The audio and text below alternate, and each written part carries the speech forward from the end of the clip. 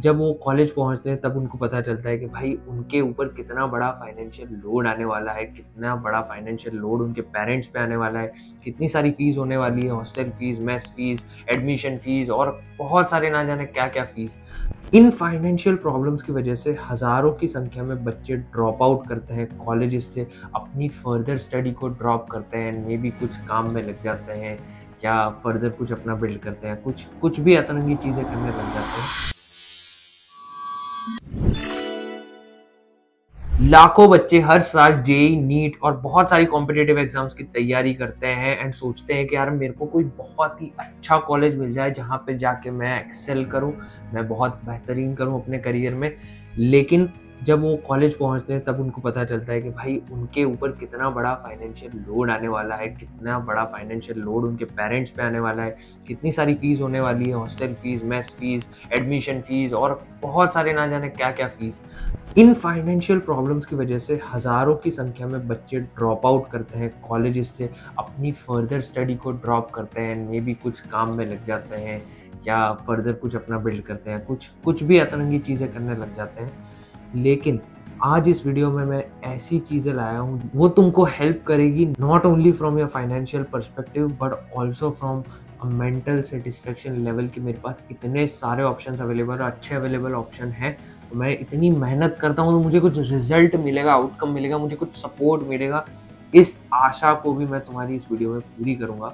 इस वीडियो में 5 ऐसी स्कॉलरशिप बताने वाला हूँ जो तुमको सिर्फ फाइनेंशियली नहीं और भी मेंटल लेवल पे सेटिस्फेक्शन देगी कि भाई मैंने इतनी मेहनत करी, इतनी पढ़ाई कर रहा हूँ तो कुछ मेरे को कोई सपोर्ट कर रहा है, कोई हेल्प कर रहा है अदर प्रॉब्लम्स में भी और फाइनेंशियल प्रॉब्लम्स में भी। तो प्लीज़ मेक श्योर करना इस वीडियो को एंड तक देखो। मैं सारी चीज़ें बताऊंगा, कौन अप्लाई कर सकता है, कौन नहीं कर सकता एंड मोस्ट इंपॉर्टेंटली कितने पैसे मिलेंगे। So let's start the video. सबसे पहली स्कॉलरशिप है सेंट्रल सेक्टर स्कीम। ये स्कीम मिनिस्ट्री ऑफ एजुकेशन के थ्रू चलाई जाती है। हर साल लगभग 82,000 स्टूडेंट्स को ये स्कॉलरशिप मिलती है। आर्ट्स का हो, साइंस का हो या कॉमर्स का हो, फर्क नहीं पड़ता, तुम अप्लाई कर सकते हो। सबसे पहली और इम्पोर्टेंट चीज़, स्कॉलरशिप में पैसे कितने मिलते हैं तो 12,000 हर साल पैसे मिलते हैं स्कॉलरशिप में। कौन अप्लाई कर सकता है स्कॉलरशिप में? सबसे पहले तो तुम अभी 12th पास होने चाहिए और बोर्ड्स के तुम टॉप 20 परसेंटाइल में होने चाहिए। थर्ड है तुम किसी फुल टाइम डिग्री में अप्लाई किए होने चाहिए, ना कि कोई पार्ट टाइम कोर्स हो। फोर्थ है तुम्हारी फैमिली इनकम 4.5 लाख से कम होनी चाहिए। फिफ्थ है तुम्हारा कॉलेज यूजीसी, एआईसीटी या किसी भी रिकॉग्नाइज्ड बॉडी से अप्रूव्ड होना चाहिए। सिक्स्थ है बैंक अकाउंट तुम्हारे नाम पर होना चाहिए, ना कि तुम्हारे पेरेंट्स के नाम पर होना चाहिए। और लास्टली सबसे इंपॉर्टेंट पॉइंट, अगर हर साल तुमको स्कॉलरशिप को रिन्यू करवाना है तो 50% से ज़्यादा मार्क्स होने चाहिए तुम्हारे जो भी कोर्स में तुमने अप्लाई किया हो और 75% से ज़्यादा अटेंडेंस होनी चाहिए तुम्हारे कॉलेज। अब ये तो बात हो गई कौन अप्लाई कर सकता है, कौन नहीं कर सकता, ये ध्यान से सुन लेना ताकि तुमको समझ जाएगा ये तुम्हारे लिए है या नहीं है। सबसे पहला है कि तुम किसी डिस्टेंस प्रोग्राम में एनरोल नहीं होने चाहिए। ये तुम्हारा फुल टाइम डिग्री प्रोग्राम होना चाहिए जो कॉलेज के थ्रू तुम जाते हो, डेली कॉलेज, वहाँ पे हॉस्टल में रह रहे हो या कहीं बाहर रह रहे हो, उससे फ़र्क नहीं पड़ता, लेकिन तुम कॉलेज जा रहे हो, डेली क्लासेस अटेंड कर रहे हो, ये ज़रूरी है। एंड दूसरा इंपॉर्टेंट चीज़ है कि अगर तुम ऑलरेडी किसी गवर्नमेंट स्कीम का बेनिफिट उठा रहे हो तो इसमें तुम अप्लाई करके तुम्हारा फ़ायदा नहीं होगा, तुम रिजेक्ट हो जाओगे। अब बात करते हैं कि अप्लाई कैसे करें। सबसे पहले scholarships.government.in की वेबसाइट पर जाओ, वहाँ न्यू रजिस्ट्रेशन करो जिसमें Aadhaar card, mobile number, email ID, bank details भरनी ज़रूरी होती है। रजिस्ट्रेशन के बाद एप्लीकेशन आईडी मिलेगी तुम्हें, तुम लॉगिन करके फॉर्म भर सकते हो। 12th की marksheet, income certificate, bank passbook और आधार कार्ड की स्कैन कॉपी अपलोड करना होता है। फॉर्म को सबमिट करो एंड वैलिडेट करो डिजीलॉकर के through. So this is everything about the central scheme. अब बात करते हैं नंबर 2 स्कॉलरशिप की, जो है HDFC बैंक परिवर्तन ECSS स्कॉलरशिप। ये स्कॉलरशिप उन बच्चों के लिए जहां पर बच्चों की रिसेंटली फाइनेंशियल कंडीशन चेंज हो गई है because of some mishappening in their family. Financial condition बहुत पुअर हो चुकी है या बहुत ही हिली हुई है, तो उन बच्चों के लिए ये स्कॉलरशिप है। सबसे पहली चीज़ क्या मिलता है स्कॉलरशिप में, अगर तुम बीटेक डिग्री करने वाले हो तो तुमको 50,000 तक की स्कॉलरशिप मिल सकती है। एलिजिबिलिटी क्राइटेरिया की बात करें कि किसको मिल सकती है स्कॉलरशिप, सबसे पहले तुम्हारा ग्रेजुएशन किसी रिकॉग्नाइज्ड यूनिवर्सिटी या कॉलेज से होना चाहिए। पिछले एग्जाम में 55% से ज़्यादा मार्क्स आने चाहिए। घर की एनुअल इनकम 2.5 लाख से कम हो।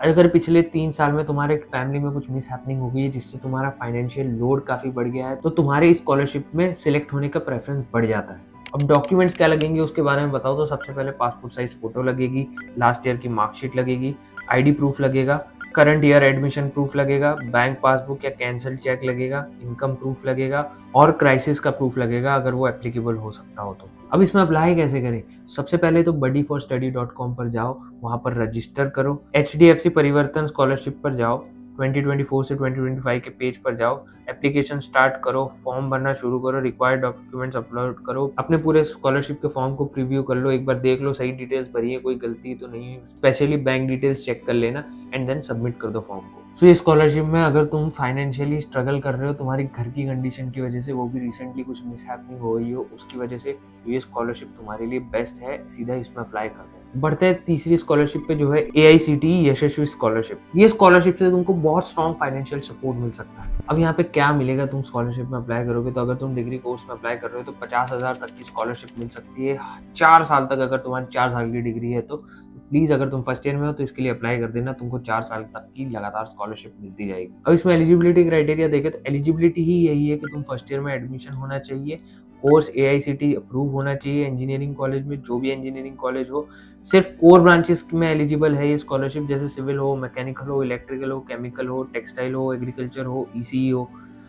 फैमिली इनकम एनुअली 8 लाख से कम होनी चाहिए। यहाँ पे सिलेक्शन मेरिट लिस्ट के बेसिस पे होता है, हर स्टेट की अलग मेरिट लिस्ट बनती है और 12th के मार्क्स सबसे ज्यादा इंपॉर्टेंस रखते हैं। अब इसमें डॉक्यूमेंट्स क्या लगेंगे तो सबसे पहले आधार कार्ड लगेगा, 10th एंड 12th की मार्कशीट लगेगी, कॉलेज एडमिशन प्रूफ लगेगा, इनकम सर्टिफिकेट लगेगा, बैंक अकाउंट डिटेल्स लगेगी, अगर कास्ट सर्टिफिकेट है तो वो लगेगा। इस स्कॉलरशिप में कुछ चीजों का तुमको ध्यान रखना है, अगर तुम फेल होते हो ये स्कॉलरशिप तुम्हारे लिए इनवैलिड हो जाएगी, ये बंद हो जाएगी तुमको आना, अगर किसी भी सब्जेक्ट में तुम फेल हो गए अपनी इंजीनियरिंग करते वक्त। दूसरा है, अगर तुम किसी भी और गवर्नमेंट स्कॉलरशिप में अप्लाई कर रहे हो तो भी ये कैंसिल हो सकती है। फाइनली सिलेक्शन लिस्ट, अगर तुम स्कॉलरशिप में सिलेक्ट हो गए हो तो तुमको AICTE की वेबसाइट से मिल जाएगी, वहां पर जाके तुम अपना नाम चेक कर सकते हो। नंबर 4 जो स्कॉलरशिप है वो है Mirae asset scholarship. Mirae asset foundation 2018 से बच्चों को हेल्प कर रहा है ताकि वो अपनी पढ़ाई अच्छे से कंप्लीट कर पाए, फाइनेंशियल बर्डन की वजह से पढ़ाई ना रोक दे बीच में। बात करते हैं स्कॉलरशिप में अमाउंट कितना मिलता है। अगर तुम UGC स्टूडेंट हो तो तुमको 40,000 की मैक्सिमम स्कॉलरशिप मिल सकती है, बट बात ऐसी है कि तुमको ये पैसे डायरेक्ट तुम्हें नहीं मिलेंगे, तुम्हारे कॉलेज अकाउंट में जाएंगे और कॉलेज से रिएम्बर्स हो सकते हैं या तुम्हारी फीस से डायरेक्टली वो डिडक्ट हो जाएंगे। यहाँ पर कॉलेज वाले एक्सपेंस ही कवर होंगे, ऐसा मत समझना कि भाई तुम आलीशान PG में रह रहे हो तो वहाँ के एक्सपेंस भी वो कवर कर लें, या तुम बहुत बड़ी मेस में खा रहे हो, बहुत ही ज़्यादा हैवी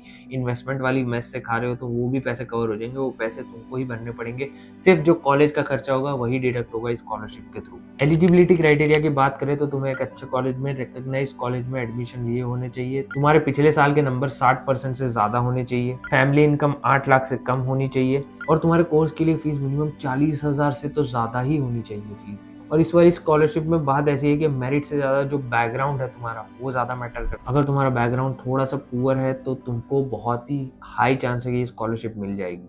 डॉक्यूमेंट्स की बात करें तो कोई अच्छी गवर्नमेंट आईडी जैसे आधार कार्ड लगेगा तुमको, 12th की मार्कशीट लगेगी, कॉलेज का एडमिशन लेटर लगेगा तुमको, उसका पूरा ब्रेक डाउन होना चाहिए कि क्या क्या कहाँ कहाँ खर्चा यूज होता है, क्या क्या फीस होती है, वो तुमको कॉलेज ही देगा, तुमको टेंशन लेने की जरूरत नहीं है, बस कॉलेज पे जाओ और उनसे मांग लो। कॉलेज इंस्टीट्यूट के बैंक डिटेल्स लगेंगे इसमें तुमको, इनकम प्रूफ लगेगा, EWS सर्टिफिकेट हो वो लगेगा। अगर तुम प्रूव करना चाहते हो कि भाई मैं पुअर जगह से आ रहा हूँ, मेरी फैमिली कंडीशन अच्छी नहीं है, तो तुमको ये सारे सर्टिफिकेट्स होना जरूरी है, ताकि कोई बंदा जब इवेल्युएट करता है तुमको स्कॉलरशिप देने से पहले तो उन सर्टिफिकेट्स के बेसिस पे करता है। तो प्लीज ये सर्टिफिकेट्स को अच्छे से बनवा लेना एंड इनको अच्छे से प्रेजेंट करना। इसको अप्लाई कैसे करें तो अगेन बडी फॉर स्टूडेंट की वेबसाइट पर जाओ, वहां पर तुमको मिराई एसेट स्कॉलरशिप का पेज ढूंढो, अप्लाई करो, क्लिक करो, फॉर्म भरो, डॉक्यूमेंट सबमिट करो, फॉर्म को रिव्यू करके अपना फॉर्म सबमिट कर दो। अगर तुम शॉर्टलिस्ट हो जाओगे तो तुमको मेल पे सारे अपडेट्स आ जाएंगे। अगर तुम बहुत ही ज्यादा एवरेज स्टूडेंट हो, सिर्फ पैसों की दिक्कत है तुमको, तो ये स्कॉलरशिप बेस्ट है तुम्हारे लिए अप्लाई करने के लिए। फिफ्थ जो स्कॉलरशिप है CCB scholarship,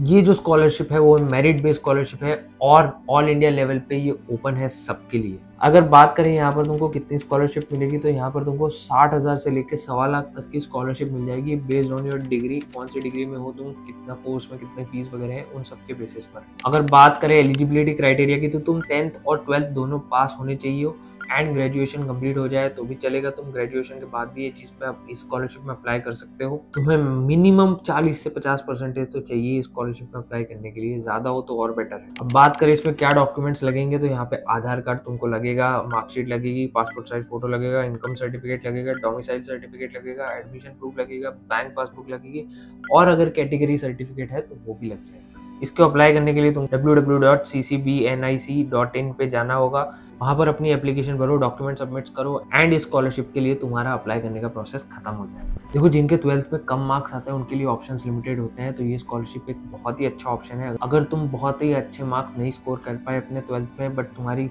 financial condition poor है, लेकिन तुम आगे विश्वास रखते हो कि मैं फोड़ दूंगा, अच्छा करूंगा कॉलेज जाके, लेकिन वहाँ पर जाने के लिए फाइनेंशियली सपोर्ट की जरूरत है, तो ये स्कॉलरशिप एक बेस्ट ऑप्शन है। तो प्लीज इसको मिस मत करना। तो भाई, तुम्हारे को समझ आ गया होगा, तुम्हारा 10th और 12th दोनों के मार्कशीट्स बहुत ज़्यादा इंपॉर्टेंट है। वो एक पीस ऑफ पेपर नहीं है, वो तुमको फाइनेंशियल एड भी प्रोवाइड कर सकते हैं अगर तुम अच्छा स्कोर करते हो 10th और 12th में।